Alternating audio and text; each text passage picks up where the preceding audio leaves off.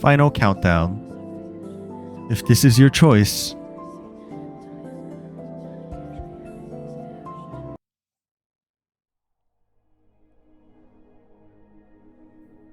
Spring, 1094. Rhodes Island of Babel, Kazdel. I knew you'd come, Ascalon. I'm the only one left. Indeed. After a few years here, you're the only one left. Out of everyone I knew. This upcoming mission of yours, in Londinium? You knew that already. To tell you the truth, I'm a little bit bothered by it. This isn't my first time going undercover, but it's the first time for me to step outside of Kazdel. I heard you used to travel around for months. It's not the same as going to Victoria, though. You were going to be a sleeper agent in Therese's mercenary army. When the time is right, you'll be provoking an armed rebellion. Will killing Theresis really solve our problems? No. The military commission is no longer reliant on any one strongman. This is exactly what Theresis wants. So the best way for you to accomplish your mission is to cause a disturbance at the right time. It'll sow doubts within the Victorian dukes, and they can do the dirty work for you. Londinium is the heart of Victoria. They've got nowhere to run. The city will witness the downfall of the entire military commission.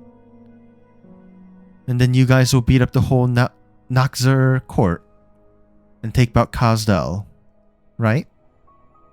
Still, Julie, you should... Oh, don't be like that. I've been undercover before. It's just, having to fool both Theresis and Victorians at the same time. I've barely met any feline who can do that. I've even been practicing my Victorian just for this. That's not what I meant. Never mind.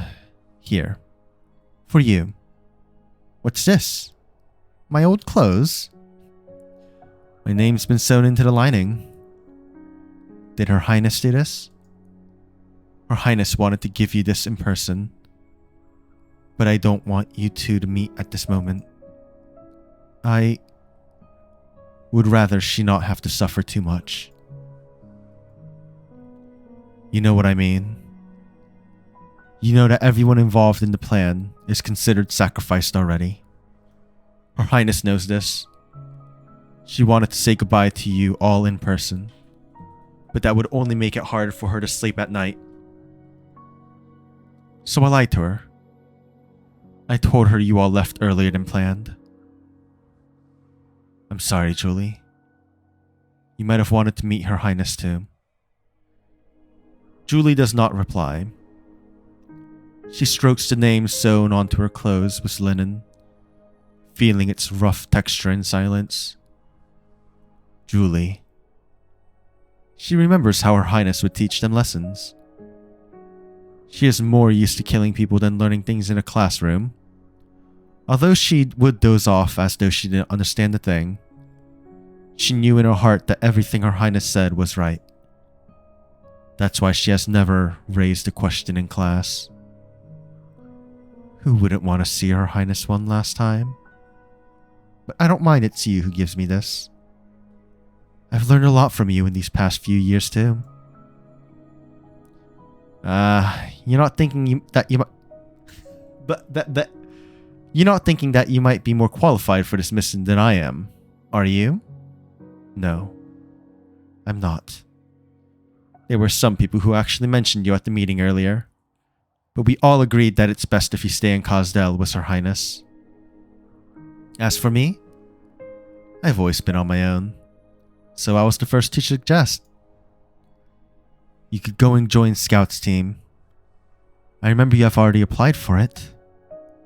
That was just because I wanted to learn everything I could from a hero. Also that I could beat you one more time. We fight more or less the same way. It's kind of a bummer leaving without having sparred enough with you. really wouldn't be telling you all this if it wasn't for the fact that I'm about to head off already. Do you have anything else you'd like to say? Nope. I never expected my first time leaving home would also be my last. I also never expected the person sending me off would be the unsmiling, silent head assassin who's always been standing by the king's side. Answer me honestly, Ascalon. What's it like out there? In the lands beyond Kazdel? Ascalon does not answer. It seems that Julie did not expect to receive one in the first place. Julie simply gets up and leaves at a languid pace, as though she was just heading off to get a bottle of top-notch wine. Ascalon watches her as she walks off into the distance. She suddenly feels like there is something unfamiliar about Julie. The same feeling as if she were unable to recognize her own reflection in the mirror.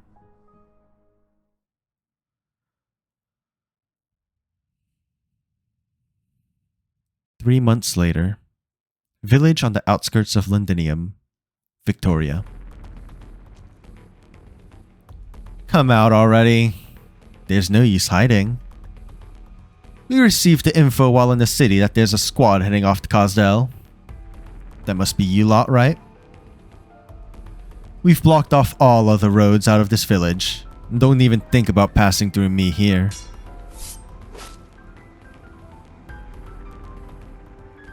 Gotcha. Look at your wounds and all. I doubt you could beat a civilian in a state like this. She shakes her sword with disdain, flicking off the blood on it. Or maybe you're waiting for your buddies to come help you out? The others are all dead. As a doornail. All your friends are dead. So why does it feel like you're breathing a sigh of relief? Death is but a mercy, my friend. Who the hell are you guys? That does not matter.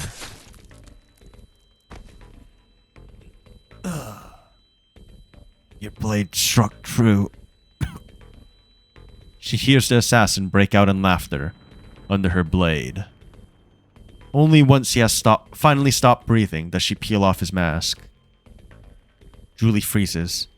She thinks hard for a long while before realizing the identity of the Sarkaz based on the marred birthmark by the corner of his eye. His portrait had been circulated around the Scar Market's book of bounties before. He had many aliases, but no one knew what his real name was. He has been active for far too long. Long enough to become the subject of boasts and quips from drunken mercenaries. But the two horns that marked his bloodline and identity have been cut clean off, leaving eternal scars on his head. Those other masked nutjobs willing to die for their cause. Did they also like chopping their horns off? Did you need to go this far to muster enough courage to assassinate Her Highness? Was it because you had to bear steel against the King of Sarkaz? Against one of the 6 heroes? Whatever. I can tell just by looking at you all that you haven't dealt with Her Highness Teresa before. Well, don't you worry. I'll burn away your faces. Sure, you'll be turned into some real stinky charcoal, but it beats being remembered as a sinner. You guys can't go back to Kazdel? And this is the only thing I can do to help you. To be honest, I don't think you and I are all that different. I can't go back to Kazdel either.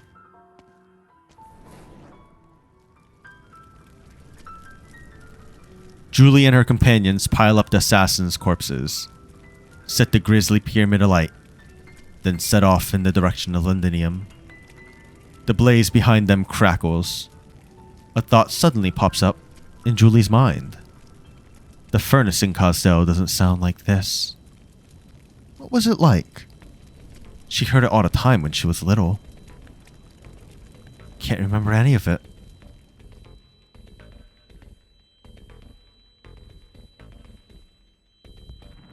Kal'tsit. Our elites have been deployed to all the key strategic points. Good. Listen up. There's a clear power gap between us and the military commission. Laying siege to Kazdel would have been an impossible operation.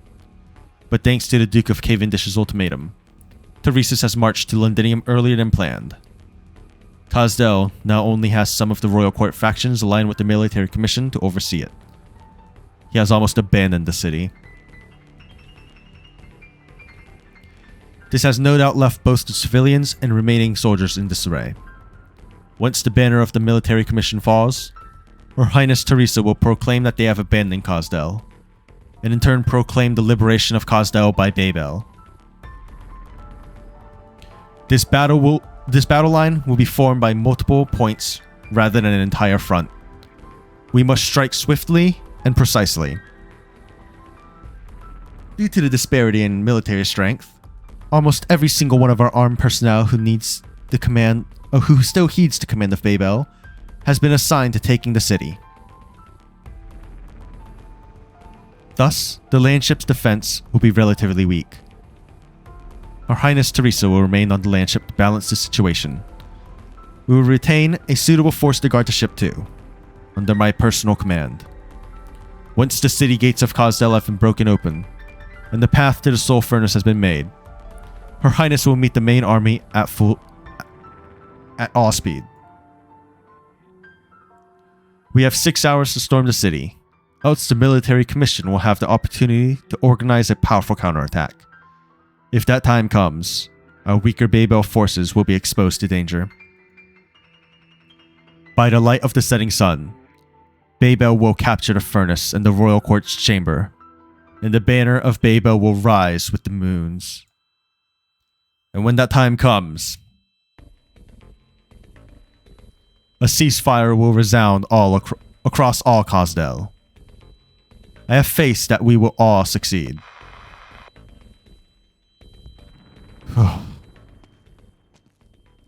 Wonderful organization, Doctor.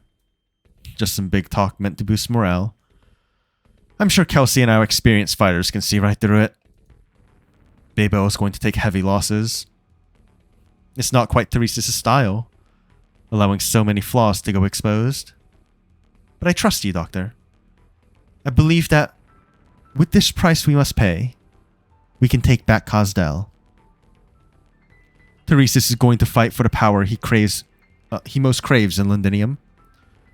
If our assumptions are correct, once he tears apart that empire, he will set his sights back on this city.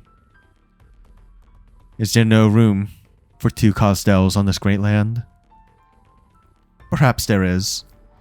But if we were to split our combined strengths in 2, then we would not be able to resist the next invasion of our enemies. Moreover, while the city can always be rebuilt, what the Sarkaz have truly failed to do for millennia is to unify. Even the military commission failed to gather together all the surviving factions of the royal court. Are you wondering if things would be different if it was Teresis who wore the crown? No, they wouldn't. The Sarkaz who'd come rushing into the city, escaping from wars and trying to feed themselves, would still band together and fight their king. To band together. Such a simple and yet unimaginable way to put it. Indeed. According to Kal'tsit's rough calculations, the population of Sarkaz currently living in Kazdel only constitutes 30 to 40% of all Sarkaz across Terra. A unification under the banner of hate would be effective yet short-lived. A unification under peace allows us to discuss development and our future. It is not that Teresis or the Sarkaz does not understand this. It's just that the war broke out anyway. Even if you take Kazdel back, Doctor, perhaps this war will still go on. But maybe it will do for now. After our victory, I'd like you to take a look around the city. It is my home, and the home of many Babel members. It is also Kal'tsit's home. You have fought for Babel for so long, yet you have never set foot in the homeland of our memories. I haven't been a very good host in this deal of ours, have I, Doctor? See how the soul furnace brings light and heat to Kazdal? This city built on our pain, and you might see why we are so greedy in our desire for a peaceful tomorrow. I will. Bro, we're leading them to their death. Outskirts of an abandoned town, Kazdal. How are things in town, Oda? We're still pursuing the remaining mercenaries. They have pretty much all holed up inside some abandoned buildings. I'm afraid it'll take a while to root them all out. Don't be reckless. Pay attention to the time, and don't forget what the doctor said. Our objective is to clear the flanks, then regroup on the battlefront ASAP. I know. If not for the doctor's contingency plan, we most likely would have been gotten by that ambush of theirs. But something's strange in this. It's clear that this town's right in the path of the catastrophe. So why would this gang of mercs risk ambushing us here? I'm still investigating that myself. We just need to find their leader then, Ascalon. Although I can't guarantee they'll have the answers we need. I know. Stay safe. A catastrophe. Its brutal winds batter Ascalon. Faint blasts from the horizon distract her. As though they are reminding her, we are destined to walk along this path. It's you. Long time no see. You've grown, Ascalon.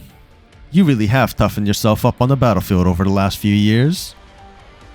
I assumed you would have joined that man in huddling behind Londinium's walls like a coward. Me? Follow the Regent? I'm afraid you got that wrong, Ascalon. Mercenaries never follow anyone. All we care about is profit. Here in Kazdal, the only thing that helps you earn that profit is violence. Lucky for us that we have a knack of sniffing it out. Naturally, I am happy to help everyone see what prospects might show up on this list of jobs in a suitable manner. After all, the Scar market never makes wrong investment decisions. Ascalon's sleeve blade stabs at the giant's back, only to find his hand blocking the attack. It seems that his hand has been there all along. No movement is detected. If you thought that you could stop us yourself, then I'm afraid that he's living in a fantasy. Wrong again, Ascalon. The mercenaries are here because of the Regent's commission. Yes. It's none of my business. But have you ever wondered why I am here? I'm here to see you, Ascalon. A completely unrelated matter. Bzz. Ascalon. The town. Bzz. Another ambush. Oda? Oda! I didn't say you could leave, Ascalon. The moment those people stepped into that town, their fates were sealed. You can't save them. Do you still remember the first time we met? We're already at the confluence of fate. Here, I see a rather abrupt ending. I've always wondered, could I change that ending? Perhaps I could dredge up a stone from the rough rapids of destiny and place it wherever I want, to see what ripples would arise that should not exist in the first place. Could the Cyclopses control prophecy? Get lost. Or die. I already told you, there's no need to try for any surprise attacks. I can see them coming. Theresis has taught me many things, but there's one thing I remember clear as crystal. The blade in my hand can solve most of my problems. Scar Eye, can you see nothingness? A thick mist, mingled with dust, spreads across the area. Everything is indistinct. The assassin's figure gradually becomes a blur in the fog. Doesn't matter if it's fate or prophecy. I've had enough of your tricks. You believe you can see beyond time. You believe you can rely on fate to guide you to your profit. But you're nothing more than an addict playing at fortune teller in the end. Scar Eye. Ascalon's voice fades away. The giant's ears only hear the wind. The giant's eyes only see the mist. Strange. Even though he can see 100 different ways of his own death, whenever he wakes up, now, he sees none. Crack. His mask shatters. His eyes had been hidden beneath that mask for nearly a century. He doesn't need them to see reality. Too many people. Too many things. All unworthy of his sight. And as the evening light rushes into the cracks on his mask, seeping into his excited, dilated pupils. Do you see your death now? No. He sees a precipice. The rapid waters of the confluence of fate are flowing over it. Before we continue this fight, Ascalon, allow me to give you a prophecy, free of charge, a story. I don't know if there's enough time for a story. I think she's just gonna shank you, man.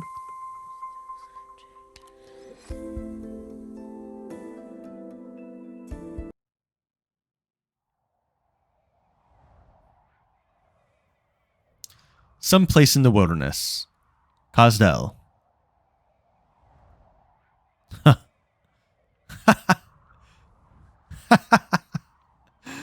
Prophecy? As if this could be called prophecy.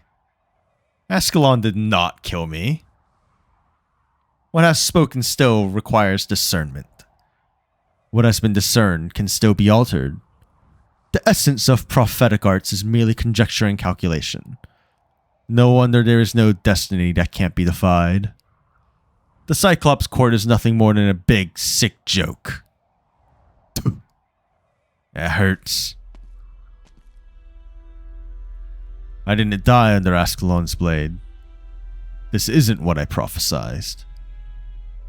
Then maybe she's the one who should have died. She's bound to confirm that I'm dead. When that happens, you lot can nail down her shadow and rip her to shreds. She's wounded too. I didn't get all beaten up for nothing after all. What are you guys doing? You're aiming at me? Really? Who bought you off? Nobody, boss. It's just a good opportunity to get a promotion. An opportunity? I see. Babel's entered the city, and you can take my head to curry favor with them. If Babel loses, you can always go to the Scar Market. Nothing to lose.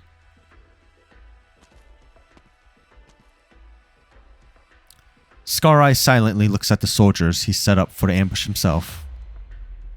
The wind sweeps past, carrying the faint scent of his blood. It's a good plan, fellas.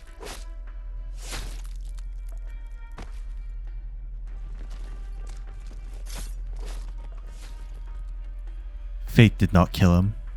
He made it. He has reversed a prophecy. And then he died atop a stage of his own making. Oh, he chose his own death. He defied fate and chose his own death. That's pretty neat. I guess, in a way. Londinium. Victoria. The huge palace complex situated in the center of Londinium is always too quiet. Teresis disdains the apathetic nobles who lives within. He only respects those who put their lives on the line to fight a way out and come up to him, even if the swords that they raise are pointed at Teresis himself. Showing mercy to your enemy will only result in your own death, Manfred. Do not repeat this mistake again. Forgive me, General. I thought Focus on the enemy. It seems these traitors have been sharpening their blades for this ambush for a while now. They have stirred the hearts of the Victorians. We're the only ones who can extinguish this rebellion now. Ancient Sarkaz language.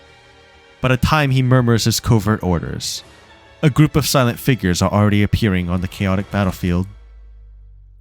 Like a passing gale rattling the raindrops in a storm. Stand back. We'll handle these guys. Julie, you and the rest keep going. Got it.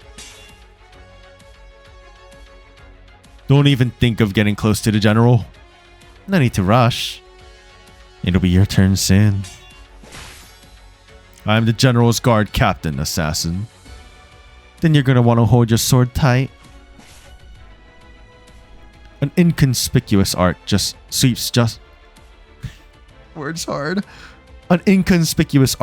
past Julie's eyes. A chill runs through her spine. Her body stiffens. She thinks of the day that she saw Her Highness in the Scar Market. At the time, she did not even dare to raise her sword. Enough, Manfred. General! They have come to me in search of an honorable death, not mercy. They are using their lives to show me the future as they see it. You are in a race. She is facing countless threats in Kosdel, just as we are here. Such a race only ends with my life or hers. I will give you a chance. Come, Deathmongers. Kill me. Do not disappoint Teresa. Countdown. 2 hours, 7 minutes, 21 seconds.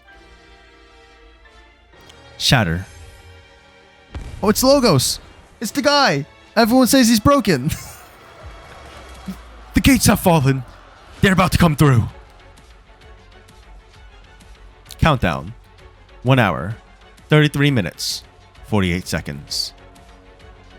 Notify all operations within the city to disarm the patrolling troops. Defenses in the city are weak. It's pretty much just the military commission's defense forces. We'll strike at them before they can regroup. Move fast. Even if both sides are trying to prevent the battle from spreading into the city, this is still rather irregular. Send all our intelligence back to the doctor. All operating teams quicken your pace, and stay vigilant at all times.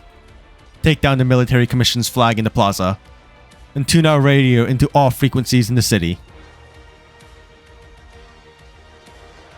Countdown. 49 minutes, 59 seconds. Prepare for the landship's connection. We want to let Her Highness and the others enter the region that we control as soon as possible. Also contact Ascalon's team and tell them to rendezvous quickly. 3 teams have already completed their deployments ahead of schedule. Where to next, Dr. Kelsey? The former site of Babel.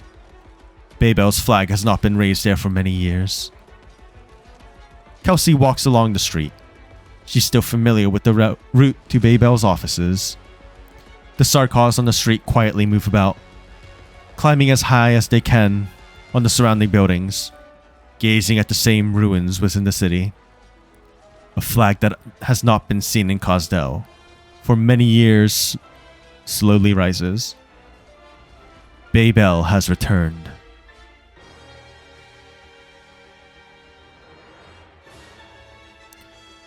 Montra's latest report says we've managed to completely clear 5 main roads. If everything is going according to plan, Kelsey should have seen the fires of the Soul Furnace by now.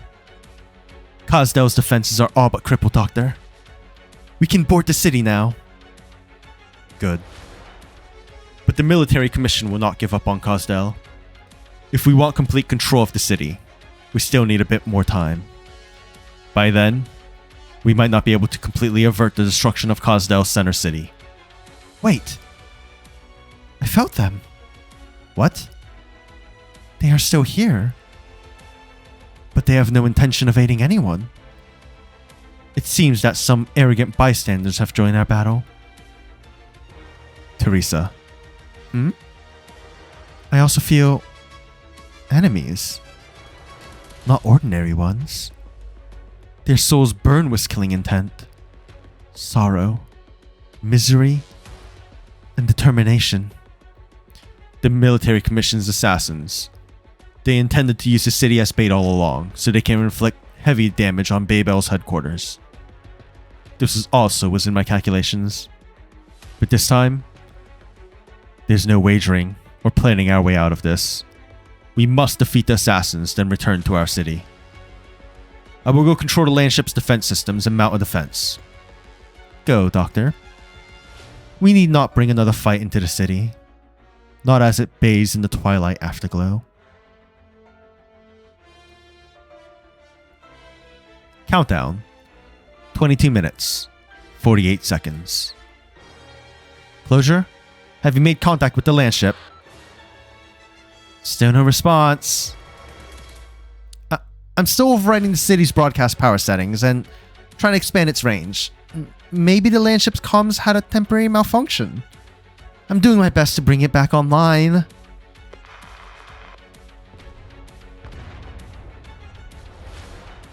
Countdown. 12 minutes, 57 seconds. I sense something peculiar, Dr. Kal'tsit. My mother. She's prepared incantations for every person dear to her heart. When they pass away, an elegy will play in our minds. I am still in good health at present, but Kelsey suddenly feels her blood run cold. Uh-oh. Is this where we do it? Oh, I'm scared. Even if Babel could capture Kazdel, it is bound to suffer grave losses. Teresis was right. They can't unite. The division of the Sarkaz will be a new norm. Even given a long time, the Sarkaz are unable to go from a weak community to a world leader. More importantly, I pointed out another path to Teresis. His plans in Londinium will have a greater chance of success if the Sarkaz corrupt the land with Originum and destroy their enemies. Isn't this a good thing? Such a determined race is now our followers. They will become the first brilliant bloodstain on the curtain of Originum as it spreads. That's right. We have no need to destroy them. No need to kill her. I should use the Civilite Eterna. I should try to guide its hidden functions, and then I wouldn't need to. Searching internal array. Administrator permissions found. Verified. Valid permissions. Welcome, Dr. Rain. Entering shipwide defense system. Please confirm subsequent operation. Should I really let Babel continue their actions at this point? Am I really going to renounce the sacrifices of billions of our people in the distant past? Renounce their flesh and blood, ballads and songs. Renounce the spark that they have waited for 10,000 years. Renounce the Originum project. All for a race who doesn't even know what the barrier is? If, for the sake of Terra, Originum was stopped. If Teresa succeeds, then what have we been waiting for during the 10,000 years? Teresa and the races of Terra. Do they really not have even the slightest chance of success? They do not. How could it be so naive as to believe that? They are disunited, narrow-minded, undeveloped. An accident of life. A fortunate survival, that's all. All lives have the right to believe in their own hopes. But we have no time left. It is right in front of us.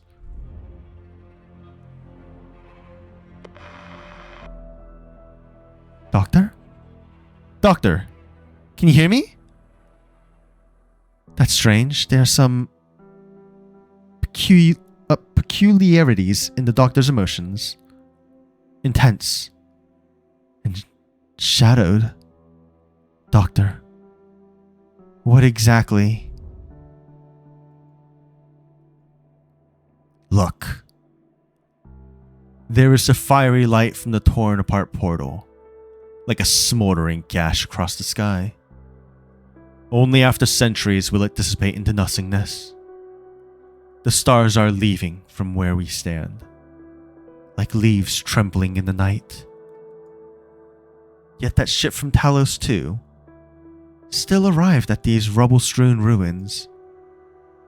That is life. That is what we lost after our final day. That is the ancient ode to dispel any darkness.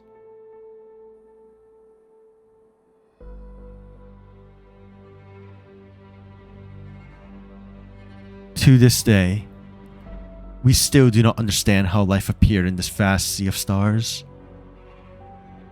But I think we should sing the praises of all that lives, and sing our own praises as well. Originum is our song, the melody we offer to those who come after, meddling with the evolution of civilization's arrogance. But I had no other choice. I have reneged on my promise. I have betrayed she who waited within time itself. It is because of the love I felt. Love for life. Love for existence. Love is eternally pure. It leaves me unthinking. Kelsey, learn to love. Learn to believe. You have to think. Go and lead. Go and face the rolling stones that fall down the hills, screaming as they go. But in the end, I believe that you can learn to love. It is eternally pure. It is the child of every breathing creature. It is our nature. Go, Kelsey. Go see your surroundings. Then see what lies by the most distant of mountains. Go seek what forms existence takes. I must go back. She had once taught me everything. Once explored everything with fervor. But she has changed. She will not give me much time to act of my own accord. Maybe meet again next time. We will meet again, Kelsey. I believe in them. I believe in you, Kelsey. Kelsey, I do not have much time left. Search for traces of life. Search for hope and a future. Kelsey, go find your own answer. Find yourself.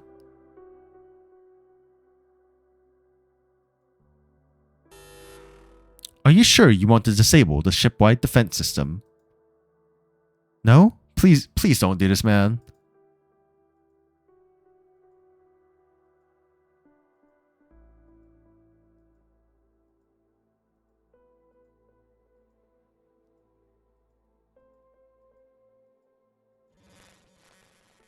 Don't do it. Doctor! Restart. Boarding ID verification. Selected. Confirmed. Restart ship-wide communications module selected. Confirmed. Loading. Countdown has reached 0.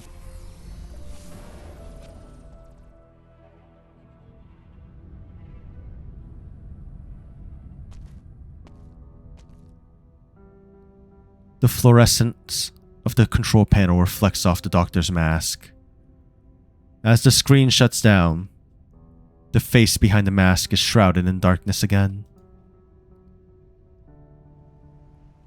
How would you describe those who would pay any price to defend their people? Some would call them heroes. Some would call them legends.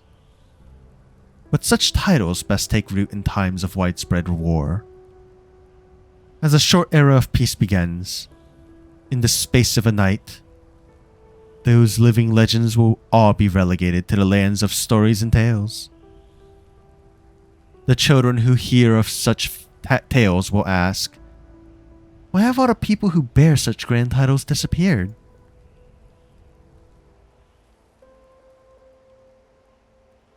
Because they chose to stay in the past. They had seen through their duty, and the new era they founded has no place for them. Legends are forgotten. Heroes pass out of memory. And the death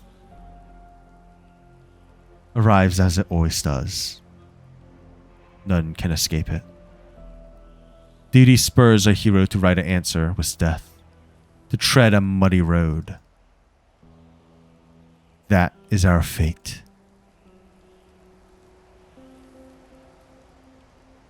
(1086), the eve of Babel's departure from Kazdel. Perhaps after many years, those who were left behind and vanished after we built our home will join us in our causes. They will bear a name racked with infamy and settle this debate for us. Perhaps the twins stand shoulder to shoulder. By means of the memories stored within the Black Crown, they walk along the battlefield of yesteryear, just as it was in the past. The two mixed-blood Sarkaz step off the king's collapsed chariot, walking toward the battle, walking toward the future. So is this where we part ways? It is. Here, where we join hands to change Kazdel.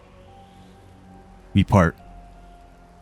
Even though you have been their king for so many years. At times. You are as you were back then. Back when we were still young. I would often prick my fingers as I was sewing, staining the robes I would sew. Do you remember? Yes. At the time, you were still a gloomy recruit, not allowed to wield a real sword. Always dreaming of becoming a soldier of Kazdel one day. I, for my part, still did not understand why we had to hide wherever we went. But then came the day that the royal court took note of my work. And I got to meet Elise. During that meeting, I summoned my courage to ask the king of Sarkaz, where does our future lie? He had no answer, only bidding me to leave. Only once I saw our defeated troops return to their homeland in ruins did I finally understand. The answer I sought could not be found in other lands, but here, in Kazdel. Kazdel will return. Kazdel will only return to glory when one of us is gone. But the one who is destined to lose is you. Must you persist with this, Teresa? There are many by my side who support me. Most Sarkaz who have suffered oppression and humiliation choose rebellion and violence.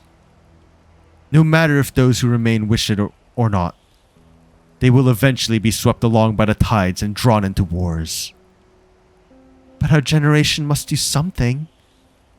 I do not wish for this hatred in my hand to pass on to the next, where it will continue to fester and grow anew. Even if I cannot change the future, the hope that will ignite the spark must be carried forward. I too must take charge of those who follow me. The cries answering the war do not come solely from Kazdel. There is no place for us anywhere in these lands. All I can do them is give them a push. And so I will stay here. I would choose to stay in the past, where the new generation of Sarkaz will one day look back. Just like you.